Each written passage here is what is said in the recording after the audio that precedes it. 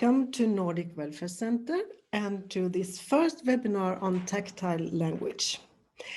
My name is Maria Kreutz and I am responsible for the deafblind issues at Nordic Welfare Center. This is the first webinar in a series of 5 webinars. We will have it once in a month from today and then until May.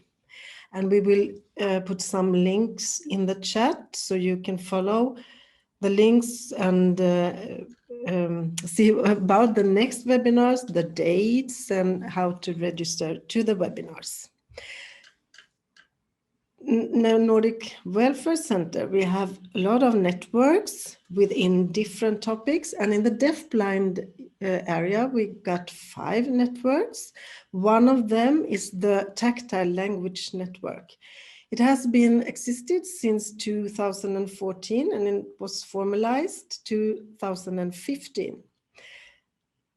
The first task for this network was to put together some good stuff, knowledge, practical examples, and so on into a book. What in English is called, if you can see it, you can support it. And we will put out links in the chat for you so you can order it for free or if you want to download it.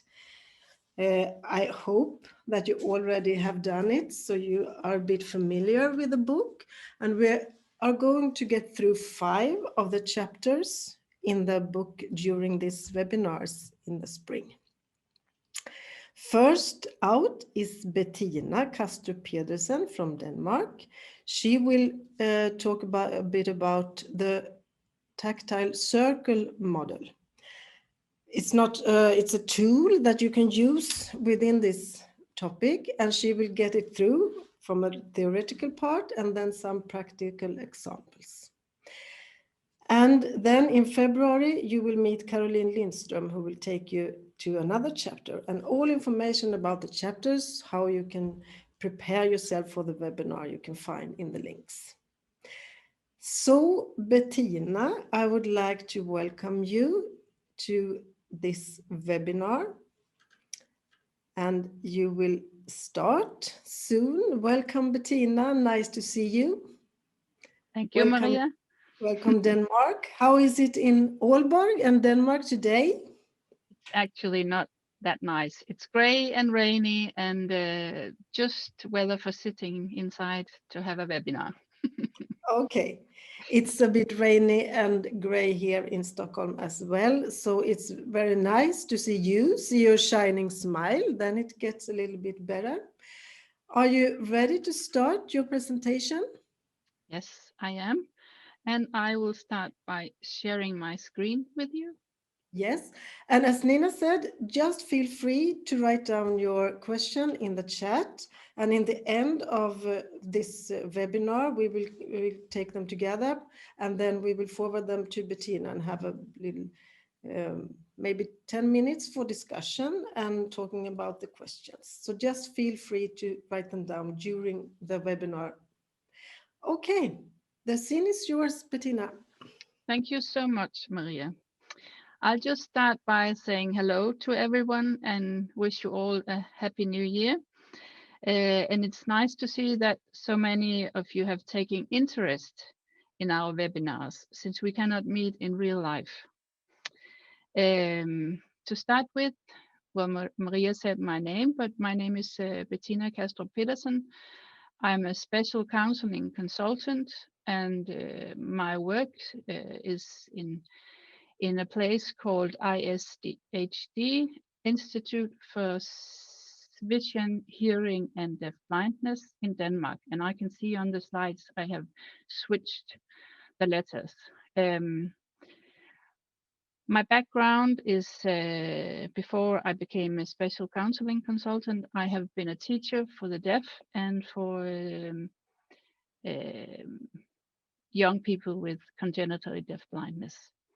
I'm also a part or a member of the Nordic Tactile Language Network and has actually been part of it from the beginning. This first part of the webinar is I'll try and introduce to you the circle model, a model that is a tool or a circle, tactile language circle, that support or is think upon as being a systematizing video analysis on linguistic utterances. That's what we call it. On the next slide, you can see the circle model, the tool that is also in the book.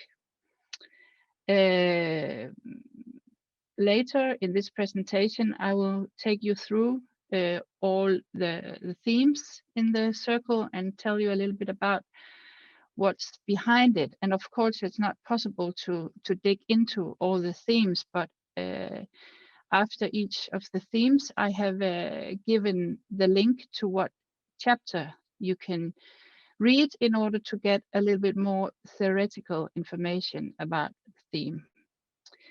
The circle model is the way we have been thinking of it is that it's a model that can be used as a basis for discussion and analysis in relation to language that grows from a bodily tactile modality.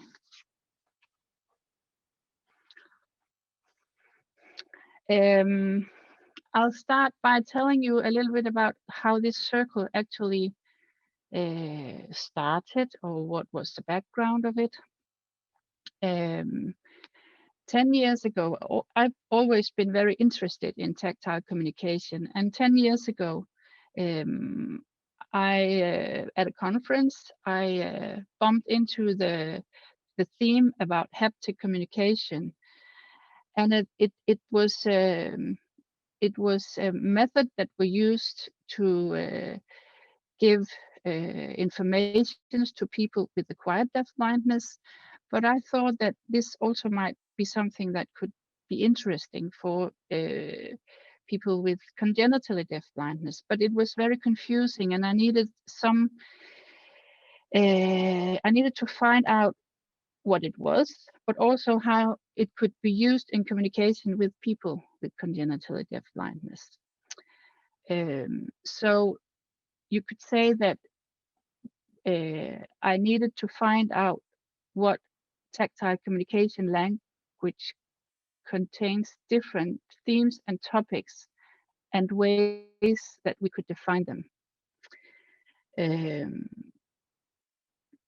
It became clear to me that if I had to find out, I needed to make some kind of systematized tool to help me to look for the themes in tactile communication. So that's why I created the circle. Actually, I'm a practitioner, so this was kind of my tool for myself in order to understand all the words or the themes that I saw in the books, the communication books, for instance. I needed to find a way to systematize them. And then the Nordic network were established, and little by little, we in the group, the network, discussed and developed on the model. And it's very important to say that it's a dynamic model. It's not a model that has to be like this for the next 10, 15 years. It's a dynamic model, and little by little, if you have something or we discuss something that we find interesting that needs to be part of this circle, then we have to change or put in extras. We presented it on conferences and courses and used it in practice in order to see if it was a useful tool.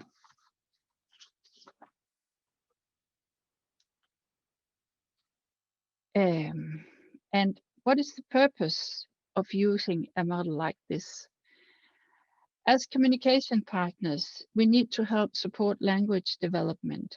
However, we have to do it observing the congenitally deafblind person's own vocabulary and language repertoire, and also to support with cultural established language in meaning negotiation over time. And this is a very important thing, because in our opinion, our idea is that you have to be very sensitive about their own language repertoire, but also to give extra in order to develop the language. And the methods that we found we could use to find out and to see these vocabularies and what was going on in the communication was that we could, through video analysis, we could work in a systematic way, trying to look for the themes that support language development, and then we might be able, as communication partners, to contribute to language development. And when we look for language in videos, we can either have an open mind when we look for expressions, or we can have our focus on certain themes. So later on in this presentation, I will show you a slide of the circle and how it is possible to use it in your daily work, in your teams, in a practical way.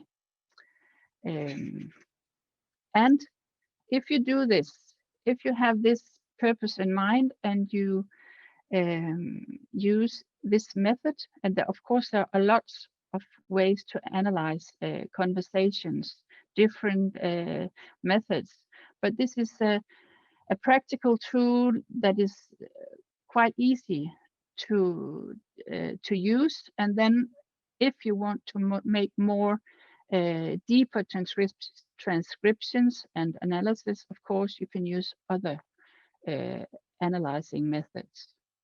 So if you do this, you will be able to see the language and also to support it.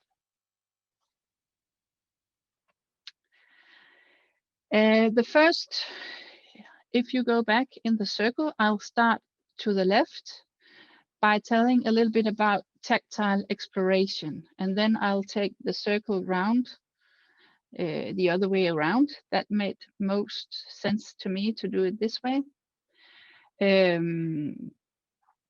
The tactile exploration forms the basis for meaning making, categorization, and the understanding of similarities and differences.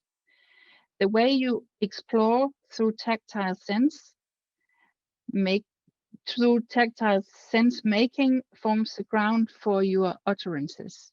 The utterances in this context means what's coming out from your body that you have experienced, a sign or movement. Tactile exploration can be done with the whole body.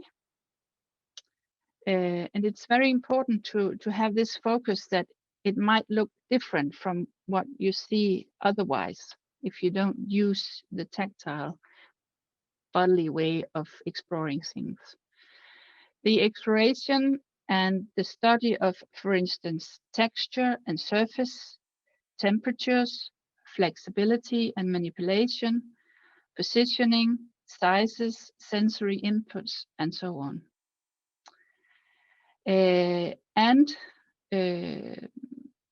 Literature shows that the mouth and the tongue have the best distinguishability at the level of detail. And we often see people with deafblindness, some of them uses the tip of the tongue in order to find out how things feel. And you can use the fingertips also to sense the details, and the whole hand in order to have what I call the holes. I try to translate it, but if you have, for instance, a surface and you strike your hands, then you have a hole of this image. And the body for positioning or as measuring condition in relation to what is being explored. maybe you lie on the floor or on top of something in order to measure what it is. And together with the communication partner, when you explore, well, if you are a person with deafblindness, you can explore for yourself. But if you, as a communication partner, has to find out what's going on in order to later on understand the utterances that are coming from the person, you might be, it's necessary for you sometimes to be part of the tactile exploration. And in these situations, it's very important that you use the principles that are called hand over hand, which means that you can be on top of what is going on, what is being explored. And then you can also suggest that, okay, feel, what is this? And then somehow this is also a part of the dialogical perspective.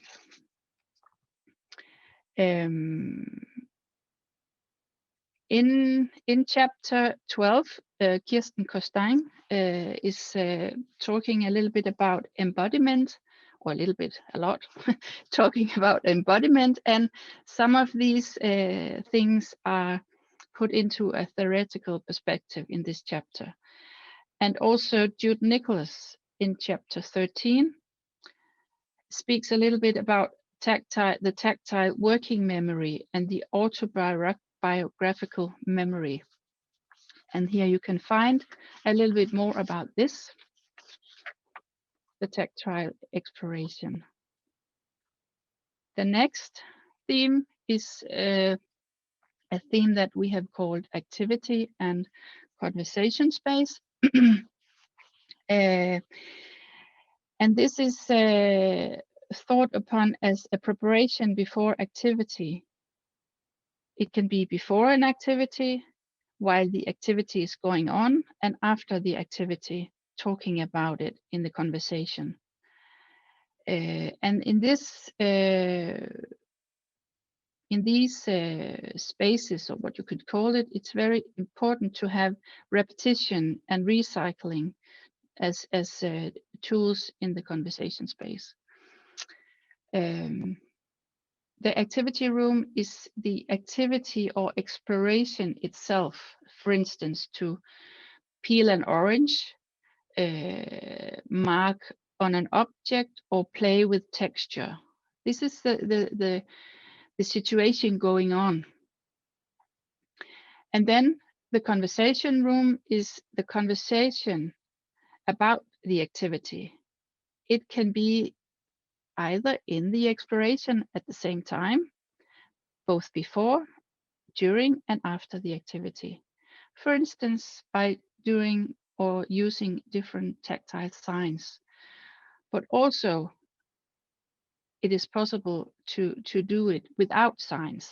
So just that, for instance, the situation that I can mention is if you are peeling the orange together, again, hand over hand, then you might be able to talk about how to peel the orange and the smell of it and the shape of it. You can use both referential, mimetic, and or conventional signs in this. And in chapter 11, Joe Gibson, it's about outdoor activities.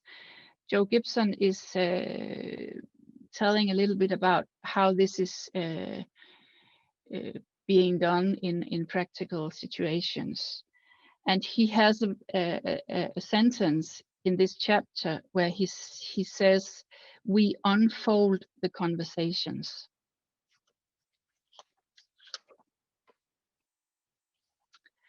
The next theme in the circle, I'm not going to go back each time, so I hope that you by yourself can see the circle in front of you and imagine that we are taking each theme one by one. The next one is the bodily, tactile, emotional involvement. And we all know that this is the emotional involvement. Involvement is a very important thing for us as human beings, because we all know that something that has put a deep expression to us is also something that we remember more. And in the bodily tactile sense, it's a little bit more difficult, because we have to find out how this works before we can support it. But the idea of this is that we have to mirroring and tune into emotions. So if we are in a conversation, we have to kind of tune into this situation and be part of it. It doesn't make sense if you sit together with a person and have a conversation at the same time think too much about the laundry at home, for instance. That's not a good idea. You have to be there. You have to sense what's going on in the tactile, bodily tactile sense. You have to share the emotions in the experience. So, for instance, if the person that you are having the conversation with is showing a lot of emotions about something that they are experiencing, then you have to kind of be part of it and show that you are also interested. Because it helps you to understand the feeling, and it also give the person that you have a conversation with the feeling of being taken seriously, and that you understand what's going on. And it will be a way of talking about the feeling here and now without the use of conventional language, which means that you don't necessarily have to put in words, but you can be in the situation just by showing that you are interested. But of course, if it's possible, you could put in some conventional language, for instance, nice or something like that. Jude Nicholas describes some of the theoretical aspects in this, the autobiographic memory, in chapter 13, which means that you can read about it and then maybe give you a little more idea about what you have to be aware of.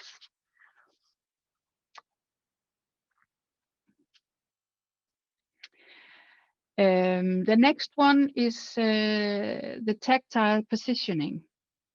And of course, if you need to have a sense of what's going on in the bodily tactile manner, then you need to be close. This is natural, of course.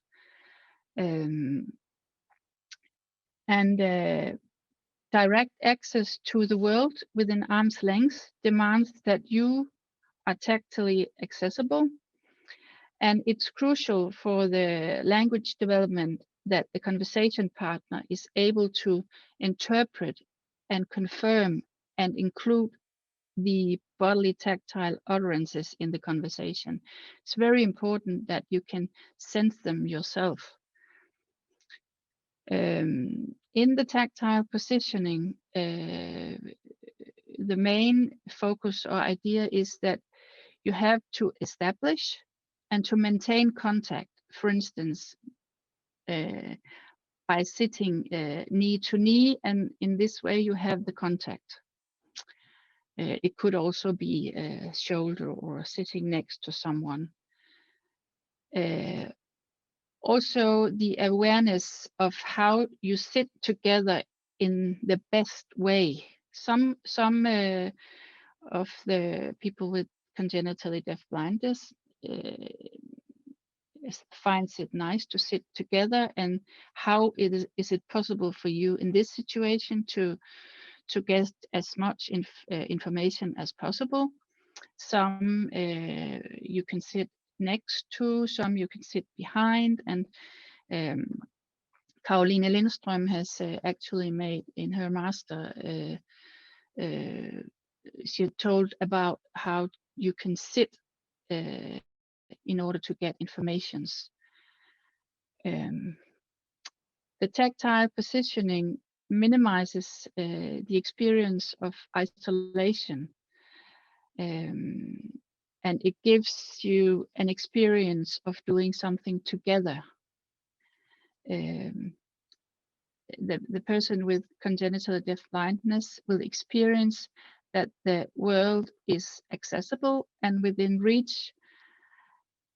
And of course, this is very important, because if you are too far away, maybe when they can't see you or hear you, they might think that you're not there, and the possibility of going into some kind of conversation will not be possible. The tactile positioning is also about how the person with deafblindness is positioned in relation to a given activity, and the people who participate in the activity in such a way that the people and the activity are accessible to him. And he thus has the opportunity to participate equally, or has the opportunity to master the activity alone. And what does that mean? It means that you can switch from having you need to have this by yourself, but at the time that you need someone to get into the conversation and to be part of the activity, it's possible to reach for someone.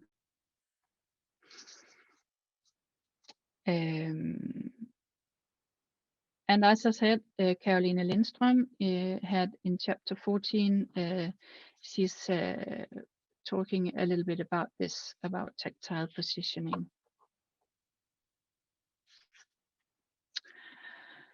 The multiparty conversations is also a very important theme, because multiparty conversation gives a possibility to share with others what you have experienced with the conversation partner, and also to get the feeling of that it's not only two persons having this conversation, but also that others might take interest in it and to talk about it. And these multi-party conversations has to be arranged in such a way that one or more people are invited into the conversation with the person with congenital deafblindness. And I remember we had a long time ago, we had a course, a seminar, where we tried different exercises, trying to be 2 or 3 persons having a conversations together, and it's actually not that easy. So it's something that you have to practice and to do in a process. And all the conversation partners here has to be sensory accessible. So for instance, if you can imagine 2 people sitting in front of each other, and a third person maybe just having their hands on top of the conversation that's going on, being able to feel. So for instance, you could imagine a situation where you have to share something that has been going on in later on a day, and you are talking about this, and maybe the person with congenital deafblindness is on top of what's being informed. Or it could be that the person with congenital deafblindness and conversation partner is talking together, and a third person is on top because they want to hear what's going on. They are curious about what's going on. And the position here of the conversation partner is crucial. It's very important that the setup is has been thought about before. And it's also a good idea that if you want to try out this multi-party conversation, that you base the conversation on or the conversation is organized based on an area of interest. Of course, something that where again the emotions are part of it. Sofia Malmgren from Sweden, she has written about these multi-party conversations in chapter 17 in the book. And there are also other small booklets that contains the focus on the multi-party conversation. For instance, Feel My Language from Norway is one of them.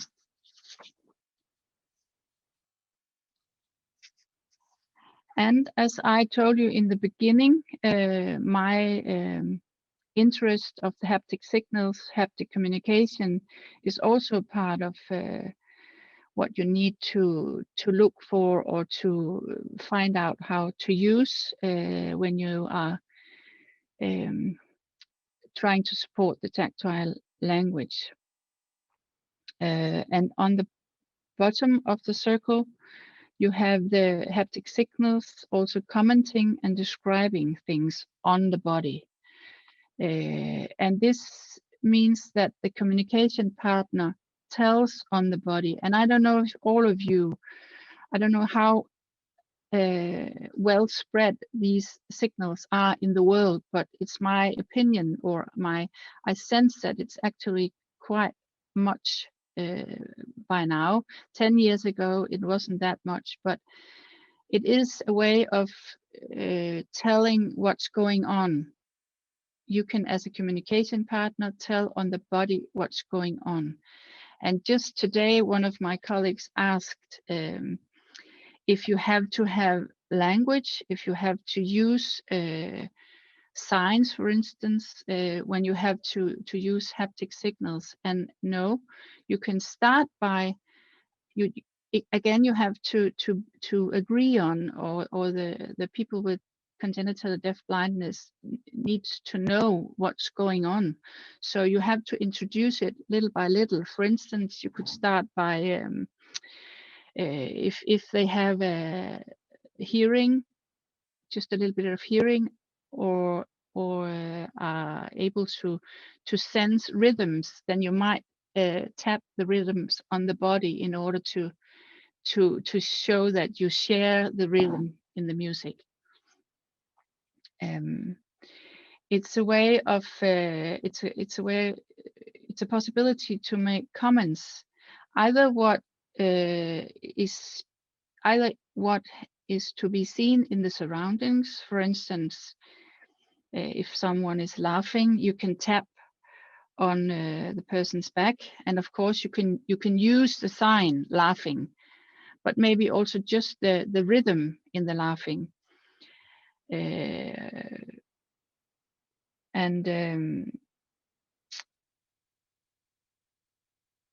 You could also, if you can see that the person with deafblindness is laughing about something, you can show him that you're actually part of it by tapping on the body.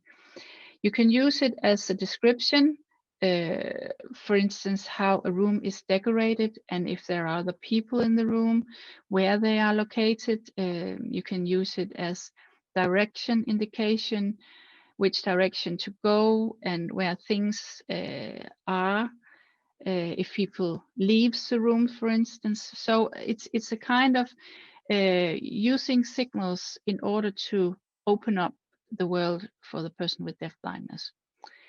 And it's described in chapter 18, written by myself and Jenny Neslund from Sweden. The next theme is about the tactile sign language, and I think it's very important that you have this focus about tactile sign language, but also the focus on the tactile sign language being modified, because some of the persons with congenital deafblindness, they know some conventional signs, but maybe they use them differently. So this is an important focus. And the sign language in the hands comes from people with acquired deaf-blind language culture, and the structure of which it's important to know, which means that it's important for you to know when you're a conversation partner how it is used and how it is and what's the structure of it. And in Denmark, we have actually had courses with tactile sign language modified into being used for people with congenital deafblindness. And it has to be modified in relation to the signing space, because of course, when you can't see it and it's out here, it's obviously that you can't feel it either or get it.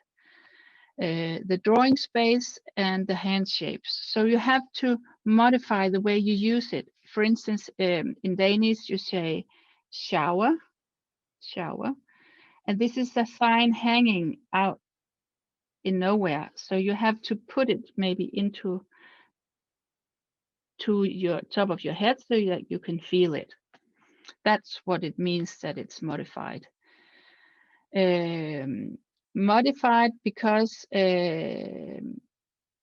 also because a lot of people who are blind have not seen the signs, and most of people with congenital deafblindness do not master sign language, the structure, but only maybe a limited number of signs. So this is a very important theme, and Camilla Fude has written about it in chapter 9. She has a focus on something called translanguaging, and it's also the dialogical theory and how you use it.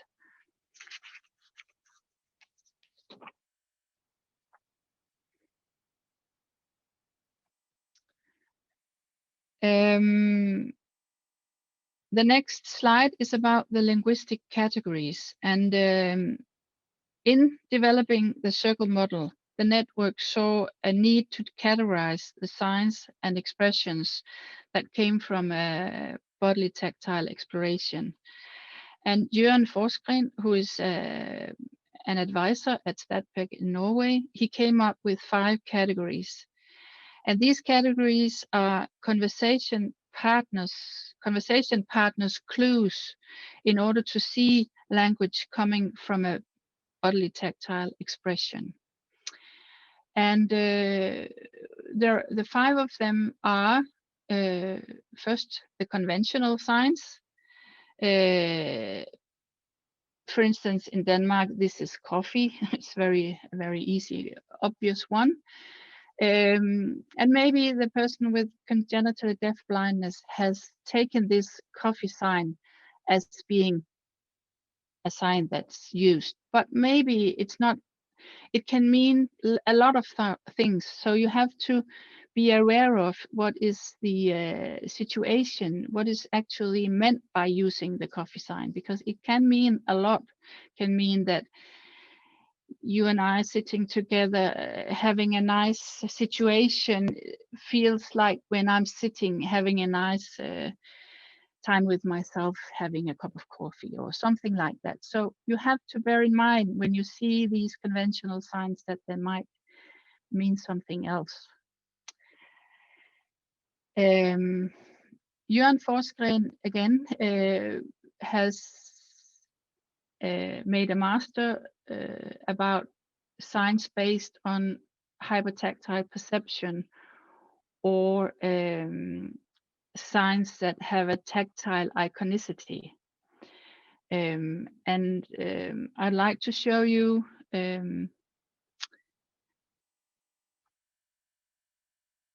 picture of what this means, and it's very it's very short because actually this takes a little bit more time, and it has been better to see maybe the video about it, but I have made a still photo in order to see what it is.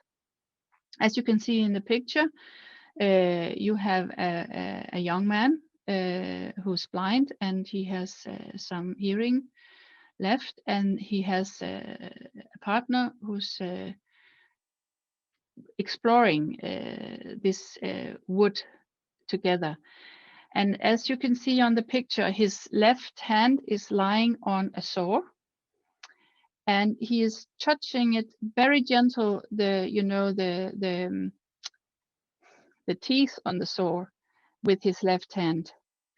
And this is this hypertactile perception. He's really good at feeling things, details, and also, of course, the whole of the things.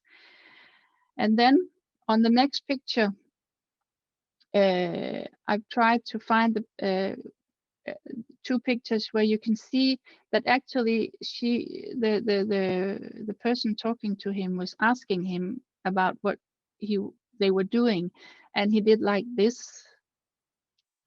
So if you remember the hand lying on the saw, actually this might be his way of talking about the saw like this, laying on the table. And in the chapter 10, Jørgen Forsgren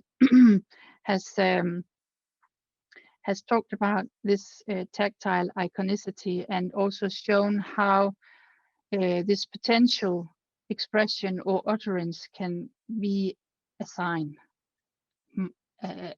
that's personal. Back to the linguistic categories. The third one is the bodily emotional traces, signs that are used because you have had some kind of bodily emotional experience when you explored something in a tactile manner. And I also have a picture session of a small boy who is exploring this device. Is one that if you play music, the light will come out in rhythms. And he had, because of a cochlear implant, he had some sound that he could hear.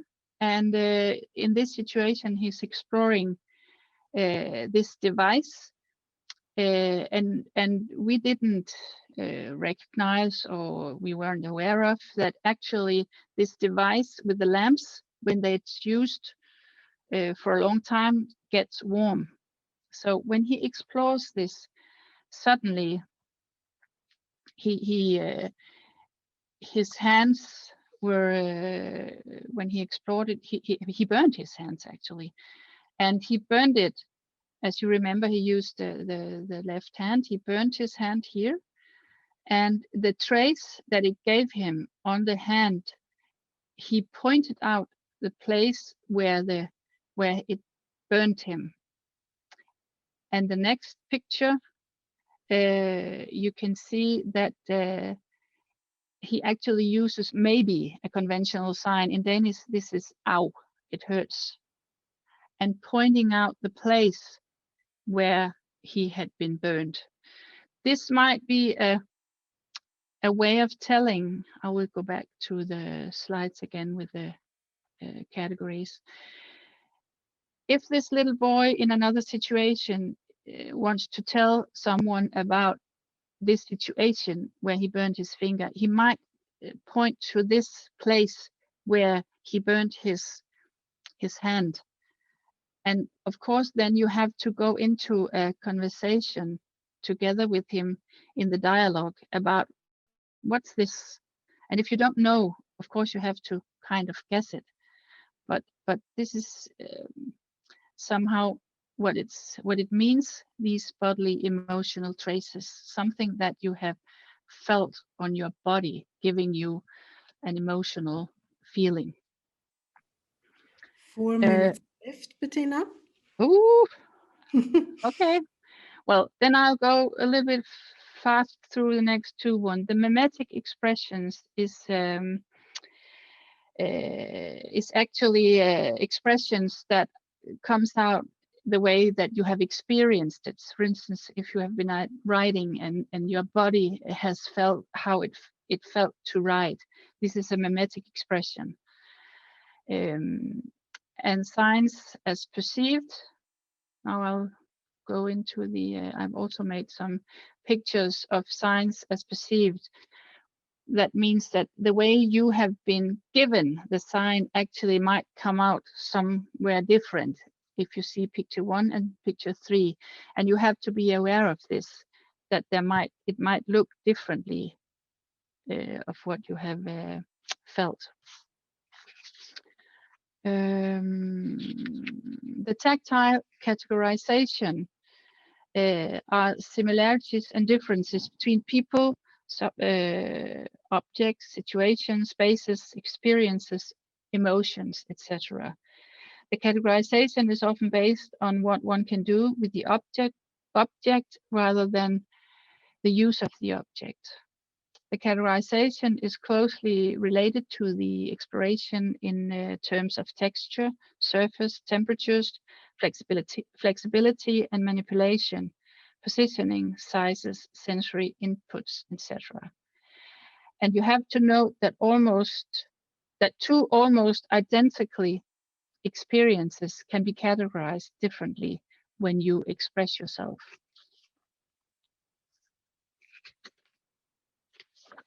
And in the end, just how to use video recordings when you observe these, when you use it as an observation tool. You can create ongoing hypotheses, and all expressions are given an anchor for interpretation. Thus can be multiply competitive and concurrent hypotheses. That's very important. And it's also very important always to choose the expressions that shows the congenitally deafblind person's best potential.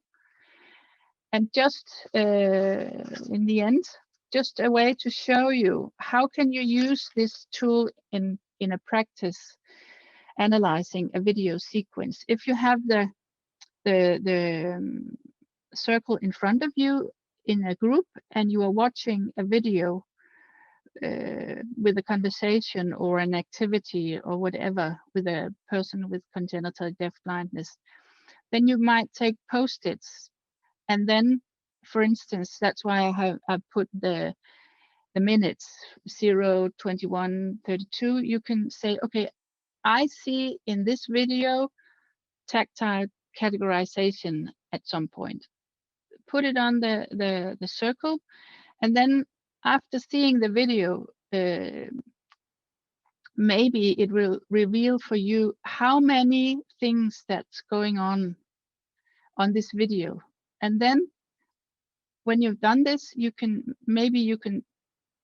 put out one of the themes and work deeper into the sequence, maybe taking 2 minutes of the video and fold it out and see how much is actually going on, and make an analyze of this, maybe a transcription of a conversation between two people. Yeah, I think this is all from me now. Thank you for listening, and I'll just have to stop sharing my PowerPoints. Thank you so much, Bettina. It would have been nice to have much more time and people sitting in front of you, but of course, and I forgot to tell you when we started that there are more than 100 participants attending today, and we are very happy for that, of course, and from many different countries around the Europe and away abroad. So, but we have received many questions, and some discussion has started on the in the chat. I think we can take some minutes, and I will share it with you, Bettina. Some of the questions, others already from the network, all and between the participants, they have started to answer and started a dialogue. It's very, Okay, it's nice to nice. see that. Yes. But I think I just will address. It was a question in the beginning, and then it started to get a dialogue during the way. Okay. But the question was, what is the difference between communicative expressions and language? When does the communicative expression become a language? And before you say something, Bettina, I just would like to add the answer to all of you that chapter 8, Thoughts on Tactile Language. It's the 8th chapter in the book. It describes the differences within here. But maybe you want to say something about it, Bettina? Well, I think that it's always, to me, communication is well what we do, but it cannot be language before you kind of see it and work with it, because communication needs, if you need to develop language, you need to have some kind of structure, some kind of, well, call it systems, I don't know, but you have, if you have to move from communication to language, you need to know that it has to get some kind of structure. Yes, and that is connecting very good to Camilla Foot. She answered about the grammar Mm. and the lexical items and so on. But I think maybe that's a dialogue that we can continue with later on. Mm. And it also refers to Linnell's book. Now, see if I can find it here. It was in the... Yes, it's interesting to consider Linnell, that's a Yes. Swedish researcher, dialogical perspective on languaging. Yes. As language being more than an abstract system and an array of semiotic resources put in practice on the service of communication in context. Absolutely. Yeah. PLNL is very, it's a very good, the one on dialogical perspectives to read. Yeah. Yeah. And there was a question about some references. I think that Nina put it on the chat. Is there literature on the effects of observing conversations as a child in language development? Is this the key in language development, and do you have references? I don't know if you can answer that question, Bettina. I don't know either. I think just now I can't get any, but I know that last year when I joined the master module in Norway, we had different references, and maybe this is something that we can do after putting out to the people Yeah, who have been watching, finding references, because of course there are some. we will do that. And I think that all the members in the network, they will start right now in their Yeah, brain to yeah. think about it and maybe to look for it. And then we can send it out together with the slides. There are some questions about the slides, and we will send them out to you. And then we can see if we can also put together references and Yeah. list, literature list. Mm. Yes, I think we have quite more time for some more questions. Or maybe it's more about the dialogue that started in the chat. It's very inspiring that you find each other in the chat and start a dialogue. Someone is writing, it would be interesting to know the abstract system so you can support it, and then it become a conventional language. And then one other answer, yes, that is always a question I have, when to become more towards conventional. Do you have any thoughts about that, Bettina? Well, first of all, I think that this is a discussion that can be very sensible, because the more you have focus on things being conventional, the more you might step ahead a little bit too fast, because you have to be in the dialogue. You have to listen to the person that you talk with and find out how can you communicate, and especially the structure in language can be difficult to learn, and it's very vulnerable as well, because when you use, for instance, sign and sign language as the background, there are less people using sign language. So of course I think that the more you are able to use some kind of cultural language, the better. But the most important thing is that you are in the conversation and helping the person that you communicate with to develop some kind of structure. I don't know if that's if that was an answer to the question. I think it was good thoughts about it, and that's one of the reasons why the network wanted to write this book, to put all this knowledge together and to look at tactile language from a new perspective and with more knowledge in it. Yeah. And most of all, of course, I think that the most important thing of the book and the ideas we had is that the people with congenital deaf blindness contains much more language structure than we know, because we are not able to see it. So yeah. Now we have just one question that if you can just answer it shortly. How do you use tactile language with people with special needs easier? First of all, I think, as I said, it's important to know the techniques and to know how to use it. And then in the chapter that Camilla Fute has written, you can read about it, how to what does that tilrettelægger, Maria, what's that? Oh, now I can't find the word. Sometimes it's how you can establish. Yes, maybe. Establish the conversation. Well, I don't know. Yeah. And now let's see, we have some more.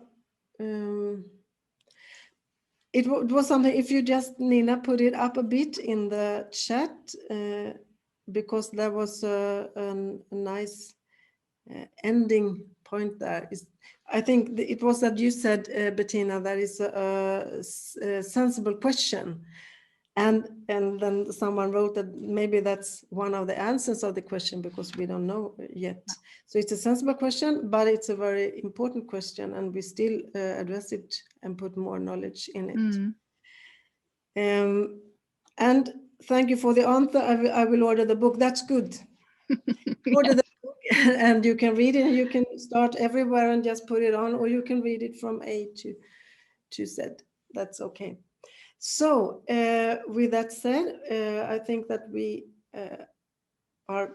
it's time to end now. And I would like to say thank you so much to you, Bettina, and welcome back, all of you. I hope to see you again, or to meet you again in the cyberspace in February, March, April, and May, when we have summer outside.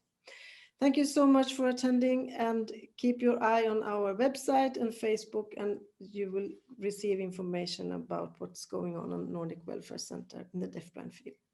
Thank you. Thank you for listening.